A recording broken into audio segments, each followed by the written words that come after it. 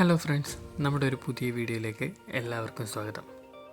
U കെയിലുള്ളവരാണ് നിങ്ങളെങ്കിൽ, നിങ്ങൾ ഈ road ട്രിപ്പൊക്കെ ഇഷ്ടപ്പെടുന്നവരാണെങ്കിൽ നിങ്ങൾക്ക് കൺസിഡർ ചെയ്യാൻ പറ്റുന്ന ഒരു സ്ഥലമാണ് നമ്മുടെ ഷെഫീൽഡിനടുത്തുള്ള ഡെർബിഷെയറിലുള്ള ഈ വിന്നാത്ത് പാസ്. ഞാൻ കുറേ നാളായിട്ട് ഫോട്ടോസിലൊക്കെ കണ്ടിട്ട് നോക്കിക്കൊണ്ടിരുന്ന സ്ഥലമാണ് ഇവിടെ പോകാൻ വേണ്ടി. 2 മലഞ്ചെരുവിലായിട്ട് ഒരു ചെറിയ റോഡ്, അതാണ് ഈ വിന്നാത്ത് പാസിൻ്റെ പ്രത്യേകത. അപ്പോൾ കഴിഞ്ഞ ദിവസം ഒരു ലീവ് കിട്ടിയപ്പോൾ ഞാൻ പോയപ്പോൾ എടുത്ത ഒരു ചെറിയ വീഡിയോ ആണിത്. ലൈം സ്റ്റോണിൻ്റെ ഇടക്കൂടിയുള്ള ഒരു ചെറിയ 1 മൈൽ മാത്രം ദൂരമുള്ള ഈ റോഡാണ് ഈ വിന്നാത്ത് പാസിൻ്റെ പ്രത്യേകത. ഇവിടെ കാറിന് വരുന്നവർ തൊട്ടടുത്ത് തന്നെ പാർക്കിങ്ങും കാര്യങ്ങളൊക്കെ ഉണ്ട്. 6 പൗണ്ടാണ് 4 മണിക്കൂറത്തേക്ക് ഇവിടെ കാറ് പാർക്ക് ചെയ്യാൻ ചിലവ് വരുന്നത്.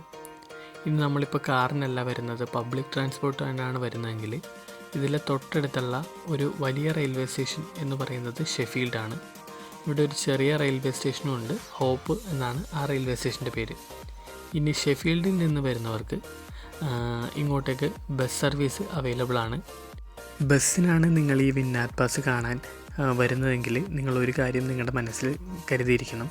സമ്മർ ടൈമിൽ മാത്രമാണ് ഈ വിന്നാത്ത് പാസിലേക്ക് ബസ് സർവീസ് എല്ലാ ദിവസവും ഉള്ളൂ.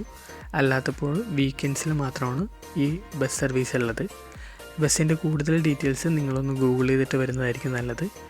റെഡ് റൂട്ട്, ബ്ലൂ റൂട്ട് എന്നീ 2 റൂട്ടിലേക്കാണ് ഈ പീക്ക് ഡിസ്ട്രിക്റ്റിലേക്ക് ബസ് സർവീസ് നടത്തുന്നത്. അതേപോലെ തന്നെ ഈ വിന്നാത്ത് പാസിൽ വരുന്നവർ മസ്റ്റായിട്ട് കാണേണ്ട ഒന്നാണ് ഈ സ്പീഡ് വെൽ കവേണ്. ഈ മലയുടെ താഴ്വാരത്ത് കൂടിയുള്ള ഒരു ചെറിയ ബോട്ട് ജേണിയാണ് ഈ സ്പീഡ് വെൽ കവേണിൽ നമുക്ക് കാണാൻ വേണ്ടി പറ്റുന്നത്.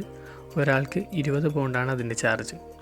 നമ്മൾ ഈ കണ്ട മലയുടെ മുകളിലേക്ക് കുറച്ചൊന്ന് കയറിയാൽ കാണുന്ന ആ റോഡിൻ്റെ വ്യൂ ആണിത്.